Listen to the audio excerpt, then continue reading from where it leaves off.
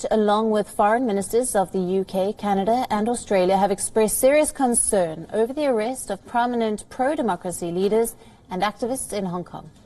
The nations issued a joint statement on Sunday. It read, and I quote, "We call on the Hong Kong and Chinese central authorities to respect the legally guaranteed rights and freedoms of the people of Hong Kong without fear of arrest and detention."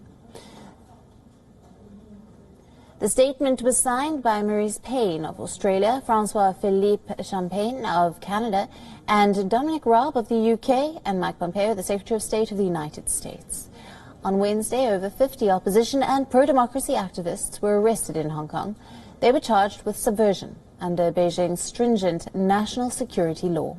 The charges were on grounds of their participation in the official democratic primaries. The vote was held last year in August, but was later scrapped.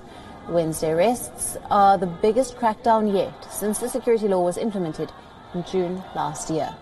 The joint statement also said that it is crucial that the postponed Legislative Council elections in September proceed in a fair way that includes candidates representing a range of political opinions. The Hong Kong authorities slammed back at the world leaders. It sent the leaders an email response on Sunday, and in the email the authorities rejected the criticism, defended the new statute, and said that no one was above the law. The city's government said it has a responsibility to safeguard national security and accused the four countries of slandering the national security law. Hearings and the disruptions.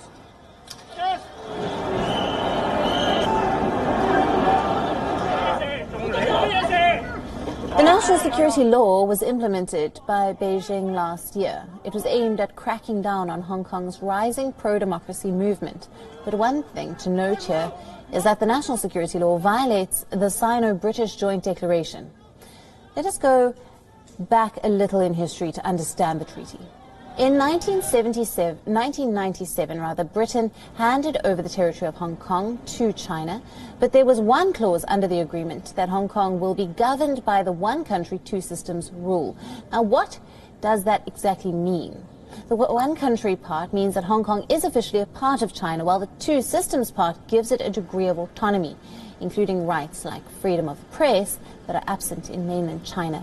Now, China is supposed to abide by this agreement until 2047, but for years Beijing has been eroding those freedoms and trying to bring Hong Kong more tightly under its control.